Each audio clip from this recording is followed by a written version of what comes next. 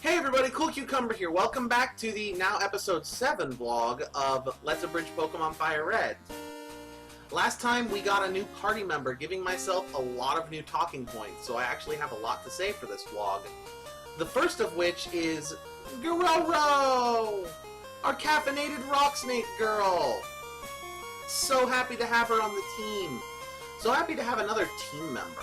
Just because I don't like building my team when it's expected or predictable. So I did end up having just the 2 major members for a very long time. But there comes the question, why choose Onyx for the team? Why not choose another rock type or another ground type that came earlier in the game? Well, the only other viable rock type earlier in the game is Geodude. And while I've definitely used Geodude, Graveler, and Golem before, I chose not to do that mainly because using a Geodude in the battle against Misty, or prior to when you first face Surge, there are a lot more grass and water type Pokemon trainers in that stretch.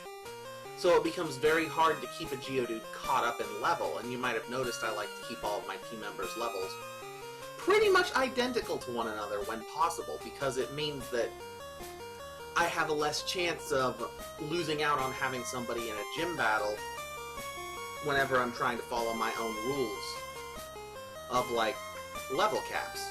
Which, by the way, if you're curious, my level cap for gym leaders is equal to their higher level Pokemon. So I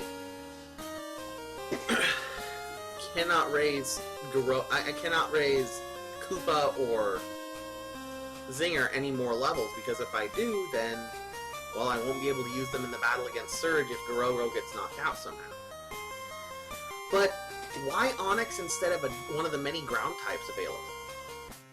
The first ground type you have available to you, you might actually not realize, besides Geodude, it's Nidoking and Nidoqueen. Because they evolve into Nidorina and Nidorino at level 16, you can have a fully evolved Nidoking or Nidoqueen very, very early in the game. Stupidly early. And they are definitely the strongest ground type to have at that point. One of the strongest ground types available, period.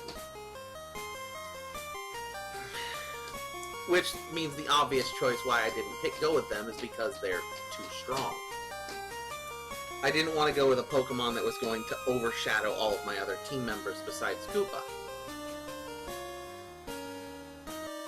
The other ground types available to that point, the next one would be Sandshrew, but that's only if I'm playing Leaf Green. My Leaf Green cartridge no longer functions. It just doesn't work, which makes me very sad. Though the last thing I got to do on it was my first ever Nuzlocke. So, I'll accept that. The next available ground type, and the one that almost everybody picks because it's the obvious choice, is Diglett, or actually Dugtrio.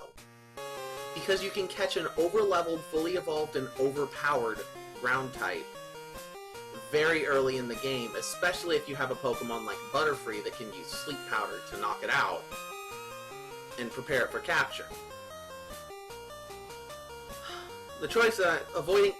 I will always, and this isn't just a Let's Play rule, this is a Nuzlocke rule whenever applicable, this is a casual playthrough rule, a team builder rule that I have. I will always pick Pokemon in their lowest form of evolution when possible. Because to me, the journey of them evolving along the way is a journey. You get to see and experience them changing, like with Zinger and Koopa. Zinger started out basically mute, too scared to speak, and then she got her phase where she was a Kakuna and she was very enthusiastic, but very much stuck in a shell. And then she finally evolved into her Beedrill form, and I gave her the Southern Belle-esque voice. So...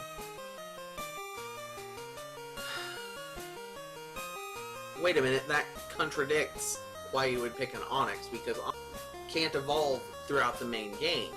It can only evolve via trade, and it can only evolve via trade after you've finished most of the post-game. Well, part of me wanted to show the validity of Pokemon that don't evolve, or don't evolve easily. And that is that Pokemon that lack an evolutionary form, or lack the ability to evolve even, can still be viable very early on, and even in the mid and late game, depending on what they do, because they are, well,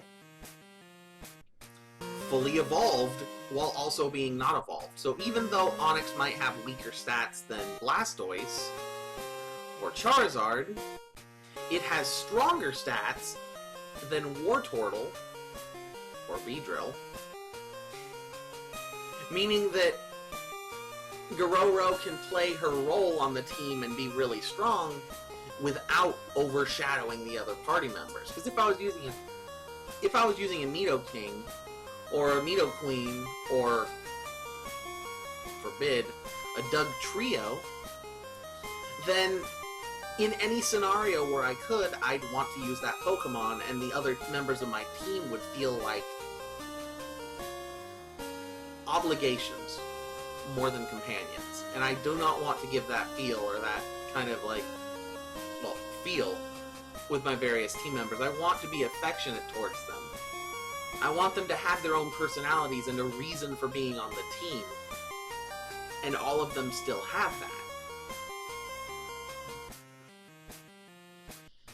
But what was Onyx? Because Onyx wasn't given an evolution at all until Gen 2.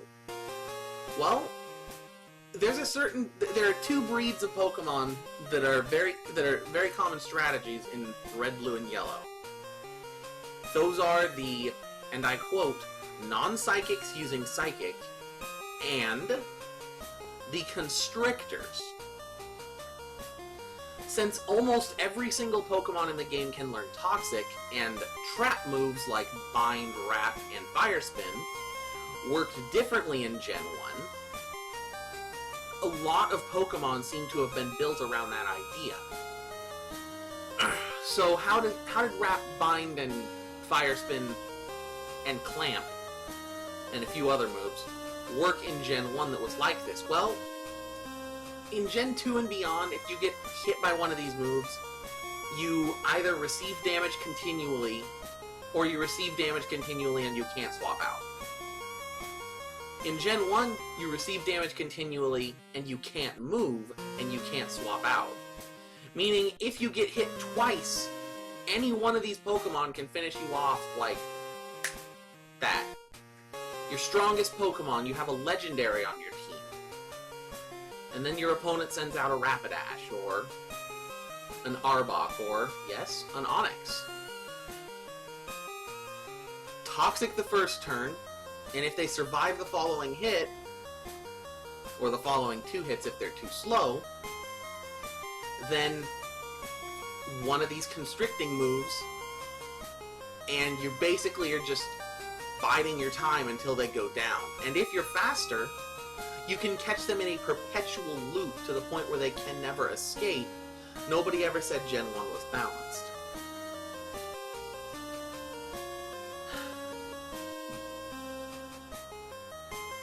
Well, it's only been 10 minutes in this vlog, but I've basically already exhausted all my talking points, but let me keep going for just a little bit longer and just talk about my personal opinions of Gero-ro. You might have noticed when I first caught her that I hesitated a bit, and I was tempted to go for the next Onyx, because in Gen 3, Onyx was given a very good ability. That is Rockhead. It's either Rockhead or Hardhead, I don't quite remember which. But it makes it so that moves that deal recoil damage don't deal any recoil damage to you anymore. And the other ability that Onyx has, Sturdy, is basically useless in Gen 3. It got a huge buff in Black and White, but in the Gen 3 and Gen 4 games, Sturdy basically exists to make it so that moves that almost never hit you actually never hate you.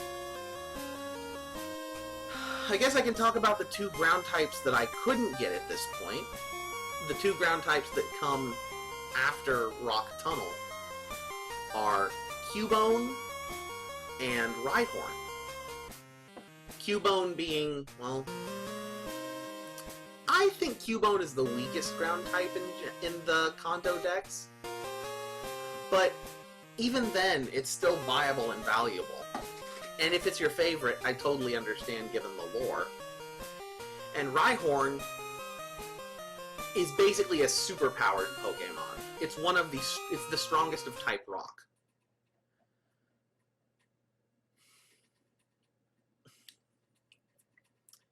Anyway, I've kind of extended this for as long as I can. I thought I had a lot more material to talk about. Maybe it's just because I'm talking faster because I'm getting more used to doing this.